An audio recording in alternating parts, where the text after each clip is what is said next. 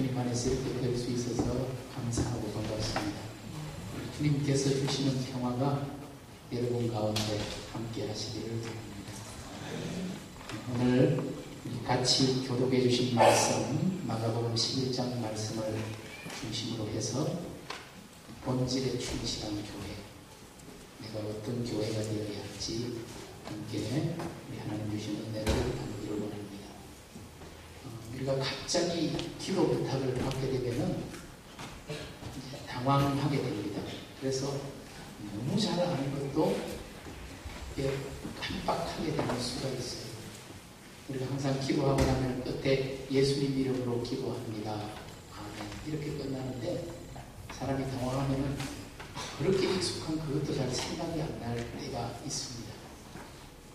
제가 지금 있는 학교에서 매일 체포를 예배를 드리고 있는데 가끔씩 교회를 초청해서 함께 예배를 드립니다.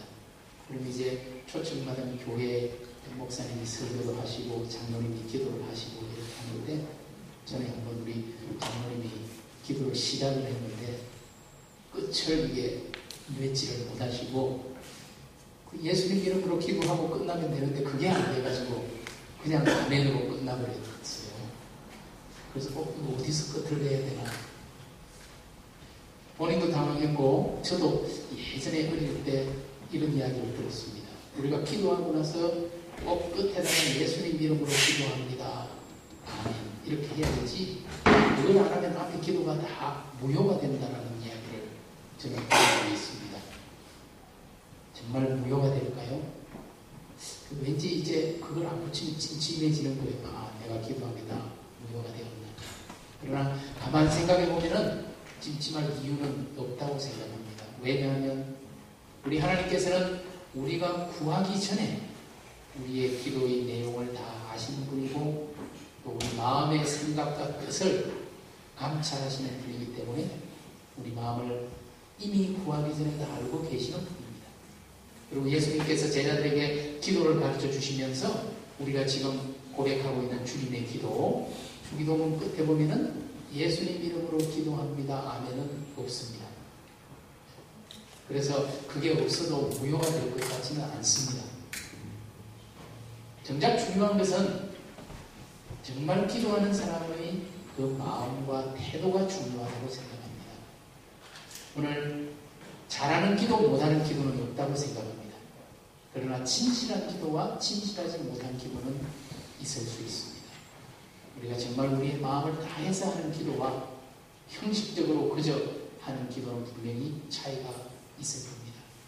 우리가 새로운 교인들에게 흔히 기도에 대해서 가르칠 때 액션, ACTS 이 방식대로 기도하라고 가르칩니다. A는 adoration, 찬양하는 것이죠. 하나님을 높이는 겁니다. 사랑이 많으신 하나님, 천지를 창조하신 하나님, 은혜가 한이 없으신 하나님, 이제 하나님을 높이는 이야기로부터 기도가 시작됩니다. C는 confession, 저의 고백입니다. 우리가 하나님 뜻대로 살지 못한 것에 대해서 고백하고 회개하는 것입니다. 그리고 T는 thanksgiving, 감사합니다. 그럼에도 불구하고 우리를 인도하시고 채워주시고 베풀어 주시는 하나님의 은혜에 대한 감사. 그리고 마지막으로 supplication, 우리의 필요를 간구하는 것입니다. 이렇게 하나님을 높이고 고백하고 감사하고 우리의 필요를 간구하고 나서 이제 마지막에 예수님 이름으로 기도드립니다. 아멘 하면은 기도가 되는 거죠. 이것은 하나의 교육을 위해서 우리가 가르치는 겁니다. 이런 식으로 기도를 훈련하는 것이 처음에 꼭 필요합니다. 그러나 이것이 전부는 아닙니다. 이 형식을 이제 배운 여러분들의 자녀가 여러분에게 와서 우리 부모님들에게 와서 이렇게 기도하면 어떨까요? 은혜가 한이 없으신 엄마의 은혜가 너무 감사합니다. 그러나 저는 엄마에게 불효한 자녀였습니다. 막 회개를 해요. 그리고 꼭 1,000원이 필요하니 일불만 저에게 허락해 주시기를 간구합니다. 이렇게 기도하면 웃길 거예요. 부모에게 그렇게 꼭 기도할 필요는 없습니다. 그냥 와서 엄마 나 1불만 이렇게 해도 되는 겁니다. 오늘 기도의 내용이 더 중요하지 기도의 형식이 중요합니다. 사용한 것은 아니라는 의미입니다. 오늘 우리의 기도에 있어서도 기도의 본질이 중요합니다. 어떤 마음으로 어떤 태도로 하나님 앞에 기도하느냐, 그것이 기도에 있어서 가장 중요한 것이 될 것입니다. 본질에 충실한 것이 참 중요합니다. 이렇게 운을 떼놓고 오늘의 말씀을 한번 같이 생각해 보도록 하겠습니다. 오늘의 말씀은 흔히 우리가 고난주간이라고 말하는 예수님께서 이제 십자가를 지시기 위해 보내야 하는 한 주간, 그 고난주간의 첫째 날입니다. 오늘 우리가 읽은 본문 앞에 보면은 우리 예수님께서 나귀를 타시고 예루살렘으로 들어오는 이야기가 기록이 되어 있습니다. 그리고 오늘 본문이 시작됩니다. 12절에 보니까 이튿날 그들이 베다니에서 나왔을 때 예수께서 시장하시니라. 이제 주일이 지나고 월요일입니다. 고난주간 월요일입니다. 오늘 고난주간 월요일에 있었던 이야기를 마가는 기록해주고 있는데 우리가 읽었던 바로 이 본문입니다. 무화과 나무를 저주하는 사건을 기록하고 그리고 성전을 청결하게 하는 사건을 우리에게 기록으로 남겨주고 있습니다. 그런데 이 이야기가 참 어렵습니다. 잘 이해가 되지 않습니다. 오늘 보니까 예수님께서 시장하셔서 무화과나무에서 뭘 좀 따먹으려고 가셨는데 그 무화과나무에 열매가 없는 것을 보시고 그 나무를 저주하셨다고 말하고 있습니다. 왜 그랬을까요? 왜 예수님께서 그 나무를 저주했을까요? 예수님은 사실 자신의 능력을 죽이는 일에 사용하신 적이 없습니다. 언제나 주님께서는 자신의 능력을 살리는 일에, 치유하는 일에, 세우는 일에 사용하셨습니다.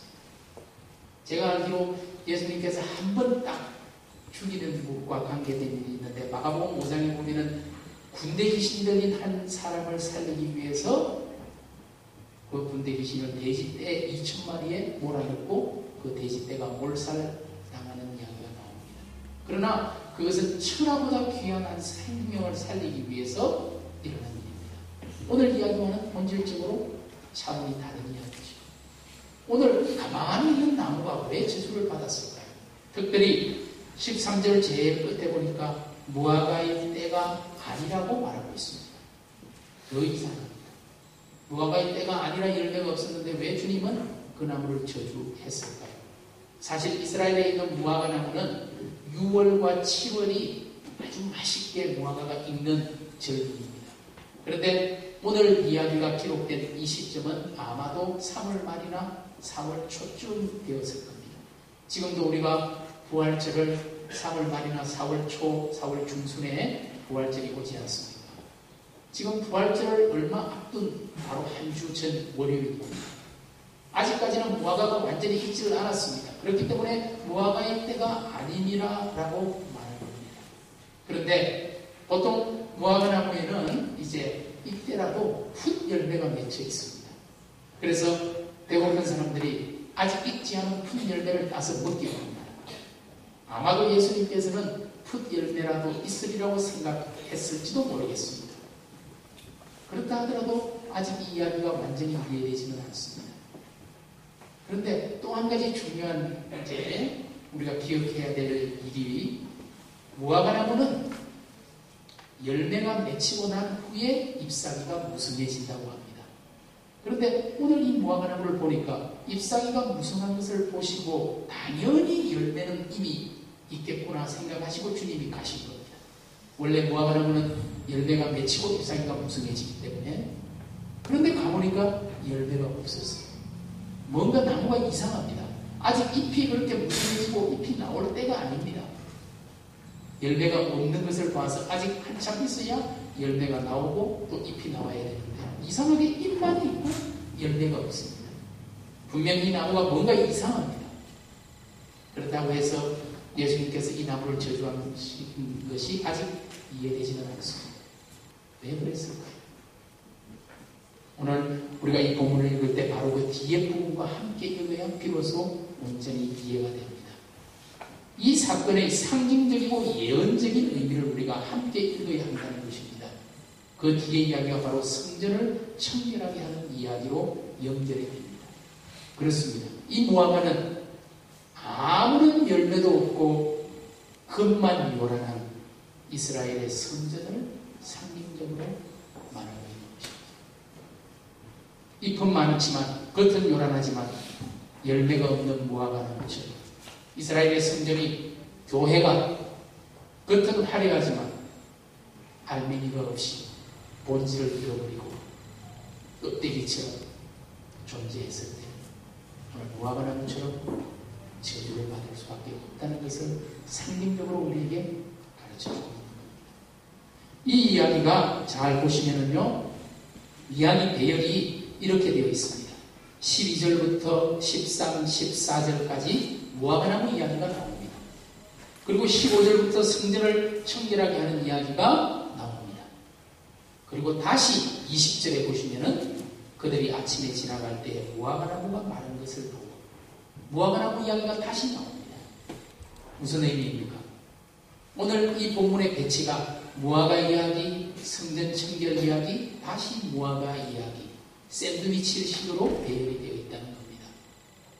마태나 누가는 사실 이 기록을 할 때 무화과나무 이야기를 기록하고 그리고 끝내고 나서 성전 이야기를 기록합니다. 붙여서. 그런데 오늘 마가마는 특별하게 무화과나무 이야기 사이에 성전 청결 이야기를 기록해주고 있습니다. 그래서 무엇을 의미합니까? 무화과나무를 저주하신 사건과 성전을 청결하게 하신 사건이 결코 별개의 사건이 아니라 대단히 밀접한 이야기라는 것을 보여주고 있는 것입니다. 오늘 우리 예수님께서 무화과나무를 저주하신 것은 단지 그 나무 때문이 아니라 이스라엘의 성전을 상징적으로 책망하고 계셨다는 것을 알 수가 있습니다. 참으로 두려운 말씀입니다.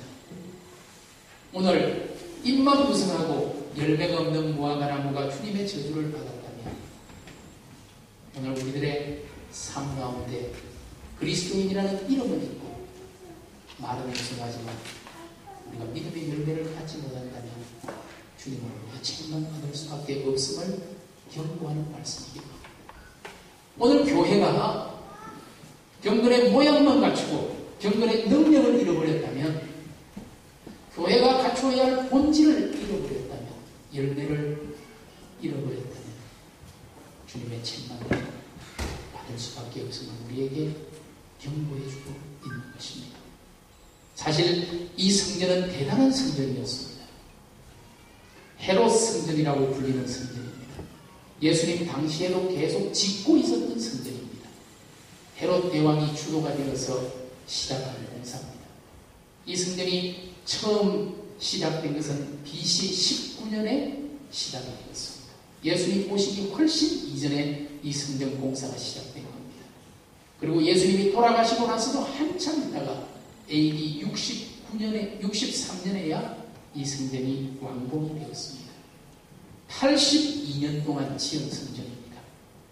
그런데 예수님께서 복음서의 다른 곳에서 말씀하신 것처럼 본질을 잃어버렸다면 돌 위에 돌 하나 남지 않고 무너지리라.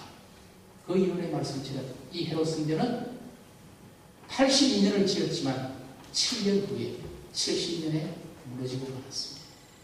로마 장군 티투스가 예루살렘을 점령했을 때 이 예루살렘 성전이 완전히 무너졌고 이 성전이 금과 은으로 화려하게 지어진 성전이었기 때문에 군병들이 그 금과 은을 얻기 위해서 돌이 있으면 그 밑에 혹시 금이 있나 싶어서 실제로 돌을 드러내고 밑에를 보느라고 돌 위에 돌 하나 남지 않고 무너지고 말았습니다. 그들 꽤 화려했던 82년 동안 지은 성전이 7년 만에 완전히 무너지고 말았습니다. 왜 그랬을까요? 그 성전은 본질이 없었습니다. 껍데기만 요란했습니다. 잎사귀만 있는 무화과나무 같았습니다. 오늘 우리에게도 알맹이가 중요합니다. 교회가 교회다움을 유지해야 되고 성도가 성도다움을 지켜야 합니다. 이 당시 성전이 어땠기에 주님께서 이렇게 화를 내시고 분노하셨을까요? 이스라엘의 모든 사람들은 1년에 3번 반드시 예루살렘 성전에 가서 제사를 드리게 되어 있었습니다. 6월절, 오순절, 초막절. 아무리 멀리 떨어져 있는 디아스포라 유대인이라 할지라도 1년에 3번 예루살렘에 가서 그 성전에서 제사를 드립니다. 그런데 멀리 있는 사람들은 제물을 가지고 오기가 힘들어요. 소나 양이나 염소나 비둘기를 가지고 제사를 드려야 하는데 너무 멀리 있으니까 돈을 가지고 와서 그냥 예루살렘에 와서 가까이 있는 시장에서 그런 것들을 사서 제물로 가져갔습니다. 그래서 실제로 강남산 부근에는 그런 시장이 형성되어 있었습니다. 그런데 놀랍게도 그 당시 대제사장이었던 가야바와 이런 사람들은 뇌물을 받고 어떤 특정 사람들에게만 그 권리를 넘겨준 거예요. 그래서 성전 안에서 제사장의 금인이 지킨, 도장이 지킨 그런 제물들을 할 수 있도록 해준 겁니다. 그래서 다른 사람들이 감람산이나 다른 곳에서 양을 사서 제물로 가져오면 터집을 잡아서 불합격을 시켜요. 양 뒷다리에 똥이 묻었다느니 다리가 짝다리라느니 어떤 터집을 잡아서라도 안 된다고 합니다. 그리고 이미 특권을 가지고 있는 사람들이 파는 양은 아주 비싸요. 쉽게 말하면 10,000원이면 살 수 있는 양도 100,000원을 받고 파는 그런 장사의 소굴이 되어버렸다는 것입니다. 우리 주님께서 그걸 보시고 분노하셨습니다. 그래서 오늘 성경에 보니까 성전 안에서 매매하는 자들을 내쫓으셨다고 합니다. 그리고 돈 바꾸는 자들의 상을 엎었다고 합니다. 성전 안에서 환전이 이루어지고 있었습니다. 왜냐하면 유대인의 모든 남자들은 출애굽기 30장에 보면 1년에 한 번 성전세를 내게 되어 있습니다. 그런데 그 성전세는 특별히 세겔이라는 화폐 단위로 반세겔을 내야 합니다. 그래서 복음서에 보면 예수님께서 자신과 베드로의 성전세를 위해서 물고기 안에서 한 세겔을 건지게 하시는 것도 우리가 읽게 됩니다. 그래서 다른 곳에서 통용되는 돈으로 내지 못하고 세겔로 환전을 해서 반세겔을 내야 되기 때문에 성전에서 환전상들이 있었습니다. 지금으로 말하면 1달러를 주면은 1,000원이나 1,100원을 줘야 되는데 500원만 줍니다. 그렇게 해서 또 폭리를 취하고 있었습니다. 매매하는 자들과 돈 바꾸는 자들의 상, 그곳에서 비둘기를 파는 자들의 의자를 둘러 엎으시면서 너희가 하나님의 전을 강도의 소굴로 만들어버렸다. 장사치들의 난장판으로 만들어버렸다. 책망하셨습니다. 그리고는 내 집은 만민이 기도하는 집이라고 다시 한번 가르쳐 주셨습니다. 오늘 이 예수님의 말씀 가운데 만민이 기도하는 집이라는 말이 참 중요합니다. 오늘 교회는 모든 사람이 와서 기도할 수 있는 집이어야 합니다. 이사야서 56장 7절의 말씀을 인용해서 우리 주님께서 하신 말씀입니다. 특별히 마가가 이 만민이 기도하는 집을 강조합니다. 마태나 누가복음에는 내 집은 기도하는 집이다 이렇게 나오는데요. 마가는 만민이 기도하는 집임을 우리에게 강조해 줍니다. 오늘 교회는 누구나 와서 예배하고 기도하고 찬송할 수 있어야 합니다. 그러나 그 당시 이스라엘의 성전은 어땠습니까? 그러지 못했습니다. 이스라엘의 성전은 구역이 있었습니다. 제일 밖에는 이방인의 뜰이라고 해서 이방인들이 올 수 있는 구역이 있었습니다. 이방인들은 거기까지밖에 올 수 없어요. 그리고 이방인들 뜰 안에 유대인 여자들의 뜰이 있었습니다. 유대인 여자들은 거기까지밖에 올 수 없어요. 그 안에 유대인 남자들의 뜰이 있었습니다. 그리고 제일 안쪽에 제사장의 뜰이 있었습니다. 철저하게 차단이 있었습니다. 그런데 이방인의 뜰은 아예 이런 장사치들의 몫이 되어서 이방인들은 아예 성전에 올 수가 없었습니다. 여기에 대해서 우리 주님께서 만민이 기도하는 집이 되어있다고 말합니다. 오늘 하나님의 교회는 모든 사람이 와서 예배하고 기도하고 하나님의 음성을 듣고 힘을 얻을 수 있는 그런 곳이 되어야 합니다. 장애인들도 올 수 있어야 하고요. 다른 민족의 사람들도 올 수 있어요. 오늘 교회는 모두가 와서 세임을 얻는 그런 장소가 되어야 합니다. 오늘 우리에게 본질이 중요합니다. 교회의 본질이 뭔지. 항상 성경에서 이 껍데기와 알맹이의 충돌, 형식과 본질의 충돌이 많이 나타나는데 우리가 마가복음 7장에서 이런 말씀을 또 한 번 만나게 됩니다. 마가복음 7장에 보면은 이런 이야기가 나옵니다. 바리새인과 서기관들이 예수님을 책잡기 위해서 계속 노리고 있었습니다. 바리새인들은 대단히 믿음이 좋고 신앙이 좋은 사람이라고 자부하는 사람들인데 예수님을 보니까 굉장히 삐딱해요. 안식일도 제대로 지키지 않죠. 금식 규례도 잘 안 지키고 막 먹는 것 같죠. 그래서 어떻게 하면 저 사람을 좀 잡을 수 있을까 생각했는데 때가 왔습니다. 마가복음 7장에 보니까 예수의 제자들이 손을 씻지 않고 밥을 먹는 것을 목격했습니다. 손을 씻지 않는 게 대단히 큰 문제였습니다. 당시 유대인들은 식사하기 전에 꼭 손을 씻었습니다. 그리고 마가복음 7장에 보면은 바리새인들은 식사하기 전에 손을 씻었을 뿐만 아니라 시장에 갔다 오면은 목욕을 했습니다. 왜 그랬을까요? 이방인들과 접촉할 가능성이 대단히 높기 때문에 그렇습니다. 이방인들과 함께 돈을 주고받으면 오염이 되는 거예요.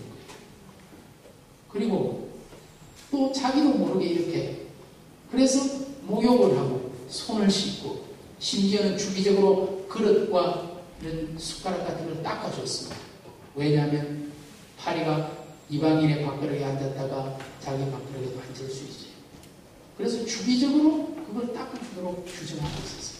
이런 것들을 장로들의 유전이라고 불렀습니다. 이 사람들은 모세가 시내산에서 하나님을 만났을 때에 십계명이라는 성문율, 글로 쓰여진 그런 율법뿐만 아니라 말을 통해서 들어서 말로 이어지는 구전율도 함께 받았다고 주장했습니다. 그런데 성문율보다 구전율이 더 중요하다고 생각했어요. 성문율이 물이라면 구전율은 맛있는 포도주와 같다 이렇게 가르쳤습니다. 이걸 장로들의 유전이라고 불렀고 이 장로들의 유전을 지키는 것을 대단히 중요하게 생각했는데 그 중에서 중요한 장로들의 유전이 바로 식사 전에 반드시 손을 씻어야 한다는 겁니다. 그래서 소위 믿음이 좋은 랍비들은요 감옥에 갇혔을 때 로마의 군인들이 정말 먹고 살아갈 만큼의 물만 주면은 그걸 먹는 용으로 쓰지 않고 손 씻는 용으로 씁니다. 안 먹어요. 그래서 목이 말라 죽었다는 그런 기록까지 있을 정도입니다. 그 정도로 이 사람들에게는 손을 씻는 게 중요한 일이에요. 그런데 예수의 제자들이 손을 씻지 않고 떡을 먹는 것을 보고 항의한 겁니다. 도대체 당신 제자들은 뭐하는 사람이길래 손도 안 씻고 밥을 먹냐. 이제 좀 있으면 우리가 밥을 먹죠. 손을 다 씻어야 돼요. 위생상 그게 좋습니다. 그런데 놀랍게도 누가복음 11장 38절에 보면은 어떤 기록이 나오느냐면 예수님이 손을 씻지 않고 밥을 먹었다는 기록이 나옵니다. 왜 그랬을까요? 우리 예수님께서 장로들의 유전을 잘 몰라서 그랬을까요? 아니요. 일부러 그러셨어요. 왜 일부러 주님이 손을 씻지 않고 밥을 먹었을까요? 그게 중요한 게 아니라는 거예요. 그건 껍데기라는 거예요. 그건 본질이 아닙니다. 그건 사람들이 만든 형식입니다. 그래서 마가복음 7장에 예수님께서 그 바리새인들에게 이렇게 말씀하십니다. 밖에서 손을 통해서 들어가는 게 더러운 게 아니고 너희들 속에서 나오는 게 진짜 더러운 것이다. 우리 속에 있는 더러운 생각과 부정된 마음이 우리를 더럽게 하는 것이지 우리가 손을 씻지 않고 먹어서 우리가 더러워지는 게 아니라고 주님은 말씀하십니다. 너희들이 입술로는 하나님께 가까우나 마음으로는 나에게서 멀도다. 오늘 뭐가 중요한지 잘못 인식했던 겁니다. 손을 씻는 것이 문제가 아니라 우리의 마음을 씻는 것이 더 중요한데 바리새인들은 손을 씻는 것에만 겉으로 보이는 것에만 껍데기에만 잎사귀에만 치중하고 집중하고 있었습니다. 오늘 우리의 신앙이 어떻습니까? 오늘 저와 여러분의 신앙이 과연 얼마나 보실 때 어떤 그리스도인으로 살아가고 있습니다. 혹시 우리도 겉은 화려하지만 정작 갖추어야 할 본질은 다 잃어버린 그런 그리스도인들이 아닌지. 오늘 우리 교회가 할머니를 잃어버리고 외형적인 것에 그것에만 관심을 가지고 있지는 않은지. 오늘 우리로 하여금 우리 자신의 본질을 돌아보게 하는 주님의 가르치심입니다. 다시 본문으로 돌아가 볼까요? 본문으로 가니까 무화과나무를 저주하고 성전을 청결하게 하신 사건 이후에 20절에 보니까 그들이 아침에 지나갈 때에 무화과나무가 뿌리채 마른 것을 보고 베드로가 어제 예수님이 했던 말씀이 생각이 나서 선생님 보십시오. 어제 저주하신 무화과나무가 진짜 말라 죽었습니다. 너무 신기한 거예요. 진짜 죽었네요. 그런데 예수님의 반응이 좀 이상합니다. 22절에 예수님의 반응이 너무 동문서답 같습니다. 만일 제가 이런 입장이었다면, 제가 예수님이라면 뭐라고 말했을까요? 베드로가, 제자가 진짜 죽었네. 그러면 아마 저는 이렇게 말했을 거예요. 당연하지. 그럼 내가 뭐 헛소리하는 사람인가? 내가 말하면 믿어야지. 당연하지. 그런데 예수님의 반응이 그렇지 않고 전혀 이상한 말씀을 하세요. 하나님을 믿어라. 하나님을 믿어라. 그리고 24절에도 보니까 기도하라. 무엇이든지 기도하고 구하는 것은 받은 줄로 믿어라. 그리하면 그대로 될 것이다. 기도에 대해서 25절에 보니까 용서하라. 아무에게든 혐의가 있거든 용서하라. 그래야 하나님께서도 너희를 기꺼이 용서해 주실 것이다. 무슨 의미입니까?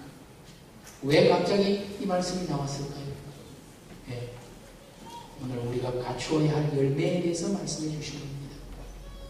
오늘 우리가 믿음의 열매를 갖추어야 합니다.